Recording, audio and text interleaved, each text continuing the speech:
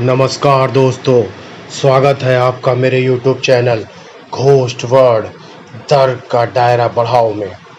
तो दोस्तों, मैं आपका दोस्त नीरज, जो कि आपके लिए बेहद डरावनी कहानियाँ लेकर आता हूँ अपने इस हॉरर YouTube चैनल में, जिसका नाम है घोस्ट वर्ड डर का दायरा बढ़ाओ।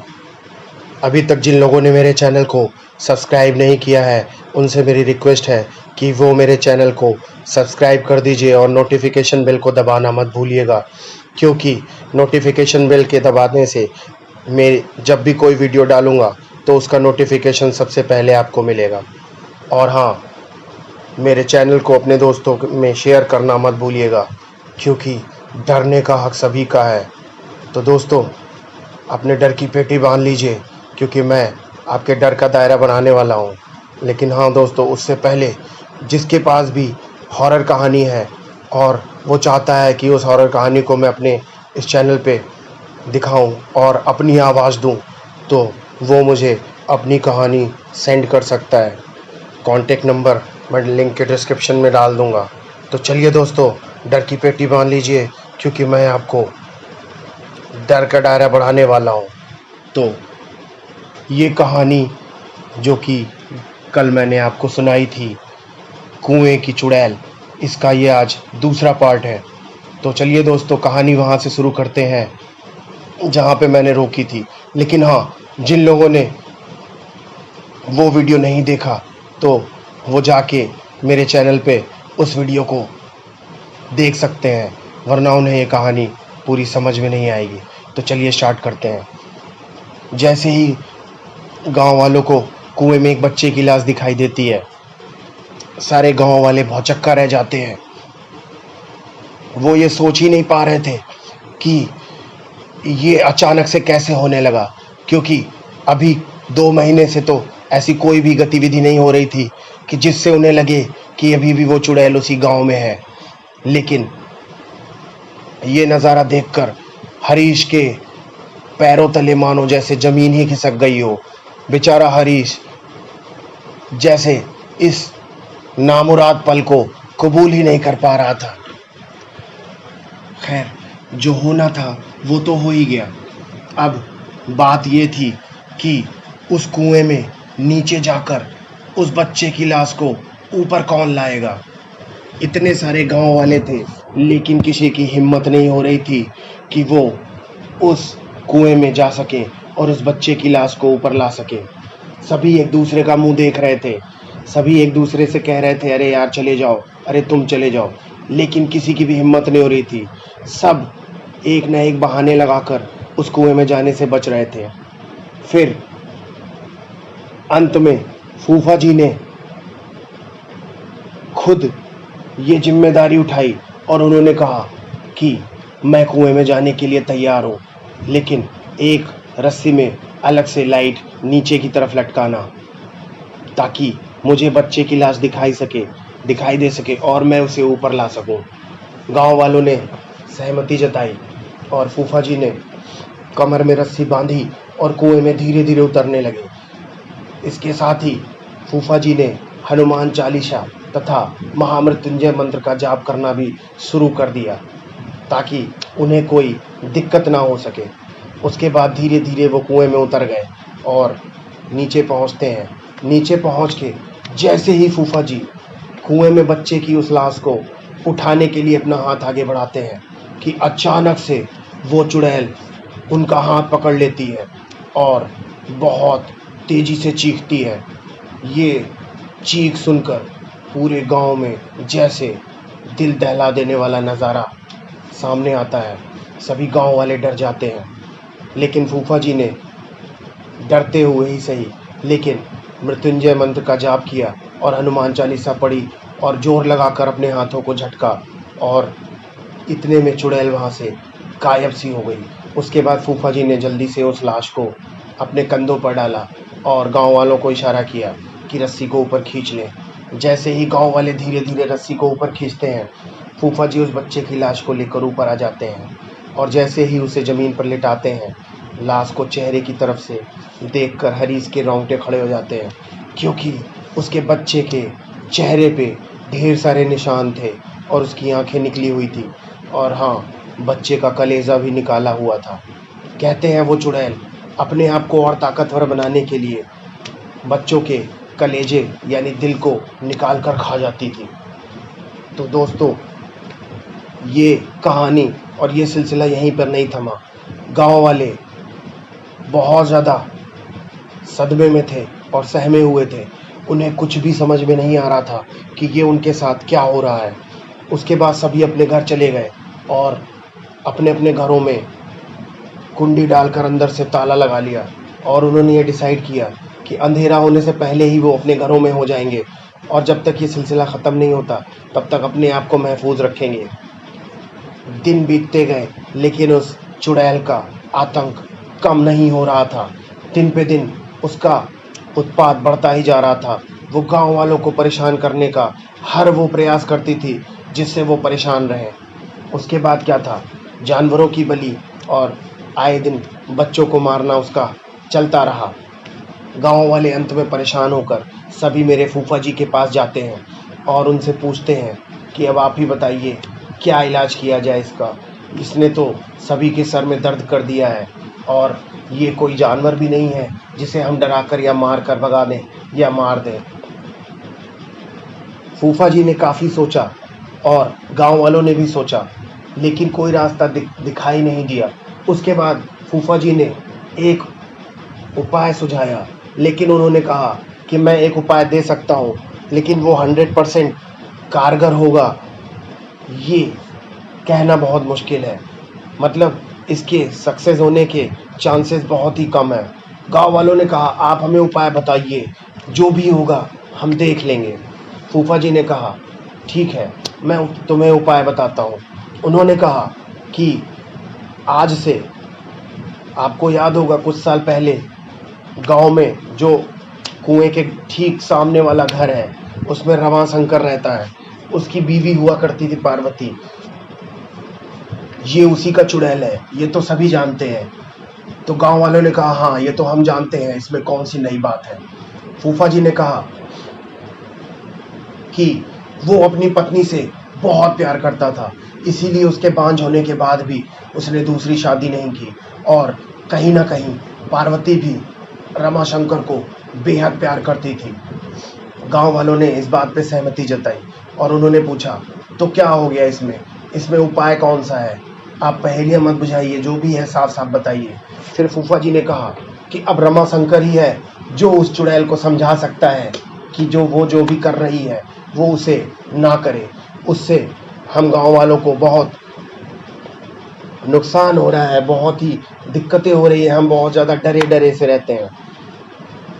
गांव वालों ने कहा कि रमाशंकर आखिर क्यों मानेगा हमारी बात और वो ऐसा क्यों करेगा। तो फूफा जी ने कहा अरे है तो रमाशंकर भी इस गांव का नागरिक ना, और इस गांव के नागरिक होने के नाते उसकी भी तो कोई जिम्मेदारी बनती है ना इस गांव के लिए। क्या गांव वालों की सुरक्षा हम सबकी जिम्मेदारी नहीं है। तो गांव वाले इस बात पर राजी हुए और फूफा जी के साथ रमाशंकर के पास जाते हैं। रमाशंकर से सभी गांव वाले हाथ जोड़कर निवेदन करते हैं कि वो उस चुड़ैल से बात करें, लेकिन रमाशंकर तैयार नहीं होता। फिर फूफा जी सामने आते हैं और बोलते हैं कि रमाशंकर क्या तुम में इंसानियत नहीं बची है, क्या तुम चाहते हो कि इस गांव को शमशान में बदलते देर ना लगे और इस गांव का नक्शा मिट जाए, निशान। अगर तुम में इंसानियत बाकी है तो तुम सभी गांव वालों की मदद करो। ये सुनकर रमाशंकर का दिल पसीजता है और वो उस चुड़ैल से बात करने के लिए तैयार होता है। तो उस रात तय समय पे सभी गांव वाले उस कुएं के पास पहुंचते हैं। 10 बजे के समय ये तय होता है कि रमाशंकर अकेले उस कुएं के पास उस चुड़ैल के आने का इंतजार करेगा और गांव वाले पास की झाड़ियों में छुपकर सारी चीज़ें देखेंगे। गांव वाले झाड़ियों के पीछे चले जाते हैं और रमाशंकर उस कुएं के पास बैठा उस चुड़ैल का इंतजार करता है। रात के ठीक 10 बजते हैं और वो चुड़ैल गांव घूमने के लिए निकलती है और वो क्या देखती है कि रमाशंकर बाहर बैठा है। रमाशंकर डर जाता है उसे देखकर, लेकिन हिम्मत करके उससे पूछता है कि ये तुम जो भी कर रहे हो ये मत करो। बच्चों का क्या कसूर है? निर्दोष बच्चों को मारने से क्या तुम पे जो बांझ का कलंक लगा था क्या वो धुल जाएगा? उन बच्चों का आखिर क्या कसूर है? उनके माँ बाप के किए की सजा तुम उनके बच्चों को क्यों दे रही हो? ये बातें सुनकर वो चुड़ैल बोलती है, तुम ठीक कह रहे हो, इसमें उन बच्चों की कोई गलती नहीं है। उनके माँ बाप के किए की सजा उन्हें क्यों मिले, बल्कि अब मैं उन बच्चों को नहीं बल्कि उनके माँ बाप को मारूंगी। ये कहकर वो चुड़ैल वहाँ से जाने लगती है। ये सुनकर सभी गांव वाले सदमे में आ जाते हैं कि अभी तक तो सिर्फ बच्चों की जान को खतरा था, लेकिन अब वो भी सुरक्षित नहीं है। ये सुनते ही सारे के सारे अपने अपने घरों में भाग जाते हैं और घर को फिर से लॉक कर लेते हैं। दोस्तों, ये सिलसिला थमता नहीं दिख रहा था। गांव पे जैसे मानो कोई बहुत बड़ी मुसीबत आ गई है। अंत में जब सभी हार मान जाते हैं तो एक बार फिर से फूफा जी के पास जाते हैं और बोलते हैं, अब आप ही कोई ऐसा उपाय बताइए जिससे इस बला से छुटकारा पाया जा सके। फूफा जी ने कहा कि देखो, अगर इस चुड़ैल से छुटकारा पाना है तो हमारे पास सिर्फ एक ही रास्ता है कि हम उस चुड़ैल का अंतिम संस्कार करें और उसकी आत्मा को मुक्त कर दें। कहते हैं हमारे सनातन धर्म में कि अगर किसी की मृत्यु के बाद उसका अंतिम संस्कार अच्छे से ना किया जाए तो उसकी आत्मा मुक्त नहीं होती है। गांव वाले उनकी इस बात पे सहमत हो गए, लेकिन उन्होंने कहा अंतिम संस्कार तो लाश का किया जाता है ना, यहाँ पर तो कोई लाश भी नहीं है, कैसे अंतिम संस्कार किया जाएगा? फिर फूफा जी ने कहा कि मेरे ससुराल में एक बहुत ही पहुँचे हुए बाबा है जो इस तरह की घटनाओं को अंजाम देते हैं। उन्होंने अपने ससुराल बात की और उन बाबा जी को बुलवा लिया। उसके बाद क्या था, वो बाबा जी वहाँ आते हैं और पूरे गांव को देखकर उस कुएं के पास जाते हैं और अपने थैले में से 2 नींबू निकालते हैं और उन 2 नींबुओं को हाथ के ऊपर रखकर कुछ मंत्र का जाप करते हैं और कहते हैं, जैसे ही ये नींबू लाल हो जाएगा समझ लेना कि यहाँ पर बहुत ही ज़्यादा शक्तिशाली आत्मा है। और मंत्र का जाप करने के बाद जैसे ही गांव वाले उन दोनों नींबुओं को देखते हैं तो वो बहुत ही ज़्यादा लाल हो जाते हैं। उसके बाद बाबा जी ने वही उपाय बताया जो मेरे फूफा जी ने उन गांव वालों को बताया था।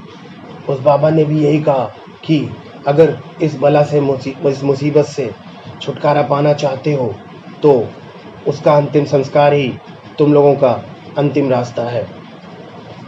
तो अब तुम लोग ये तय कर लो कि उस कुएं में कौन जाएगा और उसकी लाश या हड्डियां कौन लेकर ऊपर आएगा। गांव वाले फिर से एक दूसरे का मुंह देखने लगे और किसी की भी इतनी हिम्मत नहीं थी कि उस कुएं में उतर सके। बाबा ने एक शर्त और भी रखी थी कि ये क्रिया जो भी है अंतिम संस्कार की, ये सुबह के 4 बजे ही हो सकती है, क्योंकि रात में वो आत्मा बहुत ही ज़्यादा ताकतवर होती हैं, ख़ास तौर से रात के 2 बजे से लेके सुबह के 4 बजे के पहले तक, क्योंकि 4 बजे के बाद ब्रह्म मुहूर्त होता है। उसके बाद ये शक्तियाँ कमज़ोर पड़ने लगती हैं। अब शर्त ये थी कि रात में उस कुएं में वो कौन उतरेगा, वो ऐसा कौन सा शख्स है जो उस कुएं में जाएगा और उसकी हड्डियां लेकर ऊपर आएगा। सभी एक दूसरे का मुंह ताक रहे थे, कोई डिसीजन नहीं ले पा रहा था कि क्या किया जाए। अंत में फूफा जी ने एक दूसरे को देखा और फूफा जी की तरफ इशारा किया कि आप ही हमें बचा सकते हैं। तो फूफा जी ने एक बार फिर से गांव वालों के लिए जाने का निर्णय किया, लेकिन उन्होंने इस बार साफ बोल दिया कि मुझे एक सहायक की भी ज़रूरत होगी जो नीचे मेरे साथ रह सके, क्योंकि जब मैं उसके अवशेषों को किसी थैले या झोले में रखूँगा तो उसे वो पकड़ सके। ऐसा बोलकर उन्होंने पूछा कि मेरे साथ कुएं में नीचे कौन उतरेगा, तो किसी ने भी हाथ आगे नहीं बढ़ाया। उसके बाद फूफा जी ने कहा, क्या ये गांव नामर्दों का हो गया है। यहाँ पर कोई भी मर्द नहीं बचा है जो इस मुसीबत में हमें निजात दिला सके। क्या तुम सारे के सारे नामर्द हो गए हो? इस गांव में मर्दों ने रहना छोड़ दिया है। फूफा जी की ये बात सुनकर हरीश सामने आया और बोला कि मैं आपके साथ नीचे चलूँगा, क्योंकि मैं नहीं चाहता जो मैंने भुगता है वो और गांव में कोई भी भुगते।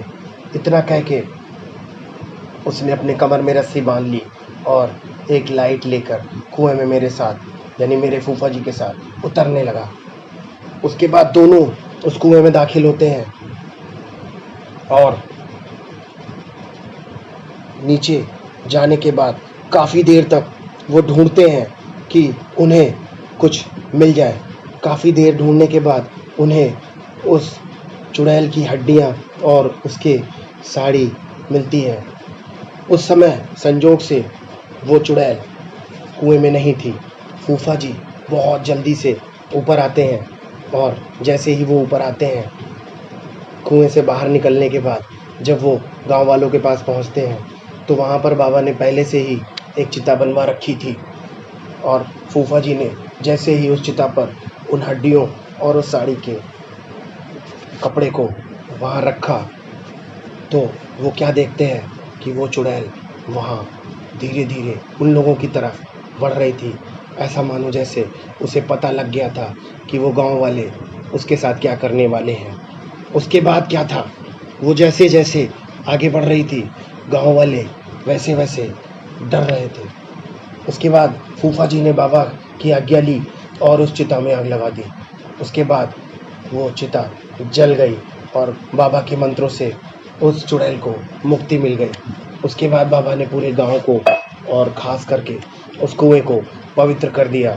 उसके बाद से ही उस गांव में पहले जैसी खुशहाली लौट आई और रात में लोग आराम से कहीं से भी आ जा सकते हैं और अब उन्हें उस तरीके की कोई भी दिक्कत नहीं हुई। उसके बाद मेरे फूफा जी ने उन गांव वालों से ये भी कहा कि इस हादसे के बाद एक सीख ले लो कि कभी भी किसी को भी ऐसे ताने मत मारो जो तुम खुद पे बर्दाश्त नहीं कर सकते, वरना इसका अंजाम तो तुम लोग देख ही चुके हो। बाकी तुम खुद ही समझदार हो। उसके बाद गांव वालों ने वादा किया फूफा जी से कि वो कभी ऐसा नहीं करेंगे। तो दोस्तों, उम्मीद करता हूँ आपको कुएं की चुड़ैल की ये कहानी बहुत ही ज़्यादा पसंद आई होगी। अगर आपको ये कहानी पसंद आई हो तो वीडियो में लास्ट में जाके कमेंट ज़रूर करें और वीडियो को लाइक भी करें और शेयर करना ना भूलें दोस्तों। और चलिए मैं आज आपको एक दूसरी कहानी भी सुनाता हूँ जो कि एकदम सच्ची घटना पे आधारित है, क्योंकि ये कहानी और किसी की नहीं बल्कि मेरे मामा जी की है। जी हाँ दोस्तों, मेरे मामा जी पेशे से एक कर्मकांडी ब्राह्मण है जो कि भगवान में बहुत ही ज़्यादा आस्था रखते हैं और वो लोगों के यहाँ शादियाँ और कर्मकांड करवाते हैं। बात आज से करीब 13 साल पहले की है। 2008 में मेरे मामा जी अपने गांव से करीब 15 किलोमीटर दूर एक गांव में शादी समारोह में जाते हैं। वहाँ वे मुख्य पंडित रहते हैं जो कि शादियां करवाते हैं। तो रात में करीब 11 बजे होंगे जब वो शादी में पहुंचते हैं और वहाँ पे सारा कार्यक्रम करा के रात के 2 बजे वो खाली होते हैं, 2:30 बजे। उसके बाद वो अपने यजमान से आज्ञा लेते हैं कि अब मुझे चलने दिया जाए क्योंकि रात बहुत हो चुकी है। मैं आपको बता दूं दोस्तों, मेरे मामा जी कभी भी कहीं भी कार्यक्रम में किसी भी जाते हैं तो ना ही वो वहाँ का जल ग्रहण करते हैं और ना ही वहाँ कुछ खाते हैं और ना ही वो वहाँ रात रुकते हैं। उनकी इसी आदत की वजह से उस दिन भी वो वहाँ रुकने से मना करने लगे, लेकिन जो यजमान थे उन्होंने उन्हें रोकने के लिए भरसक प्रयास किया और उन्हें कहा कि पंडित जी आज आप रात में यहीं रुक जाइए क्योंकि वो रास्ता रात में जाने लायक बिल्कुल भी नहीं है। तो मेरे मामा जी ने पूछा क्यों, ऐसी क्या बात है? तो उन सज्जन ने कहा कि आपको नहीं मालूम, आज से 4 साल पहले यहाँ पर एक लड़की का रेप और मर्डर हुआ था। बात ऐसी थी कि वो लड़की एक लड़के से बहुत ज़्यादा प्यार करती थी और उसके प्यार के चक्कर में वो अपने घर से भाग आई थी। वो लड़का उसे अपने प्यार के जाल में फुसला के बस के रास्ते उसे शहर ला रहा था, लेकिन उसके कुछ दोस्तों ने और उसने मिलकर प्लानिंग की कि रास्ते में ही उस लड़की को उतार लेंगे। उसके बाद उन्होंने ऐसा ही किया और रात में उसे उस सुनसान सड़क पे उतार लिया, जो कि यहाँ गांव से 2 किलोमीटर ही दूर है। उसके बाद उन्होंने उन सबके साथ मिलकर उस लड़की का रेप कर दिया और पत्थरों से कुचल कुचल कर उसे मार डाला, जिसके बाद उसकी लाश को झाड़ियों में डाल दिया। और काफ़ी दिन बीतने के बाद, करीब 15-20 दिन बीतने के बाद जब लोगों ने देखा तो पता चला कि वहाँ पर कोई लाश पड़ी हुई है। तब तक वो लाश पूरी तरीके से सड़ चुकी थी और कीड़े मकोड़ों ने पूरी लाश को खा लिया था। और कहते हैं कि तब से उस लड़की की आत्मा वहाँ भटकती है और सड़क पे रात में आने जाने वाले बाइक सवार, साइकिल सवार या कार वाला कोई भी हो, उसको वो पीछा करती है और उसे मार देती है। यही नहीं, कहते हैं कि वो उड़ने वाली चुड़ैल है। तो मेरी आपसे यही विनती है कि आज रात आप यहीं रुकिए, खाना पीना खा लीजिए और आराम करिए और सुबह भोर में चले जाइएगा। लेकिन मेरे मामा जी नहीं मानते और कहते हैं कि जाको राखे साइयाँ, मार सके ना कोई। मुझे मेरे प्रभु पे पूरा भरोसा है, अगर मैंने उनकी सच्ची सेवा की है तो इस तरीके की कोई भी चीज़ मुझे बाधा या हानि नहीं पहुंचा सकती। ये बोलकर मामा जी वहाँ से चल देते हैं। वो अपनी बाइक पे बैठते हैं और वहाँ से निकल जाते हैं।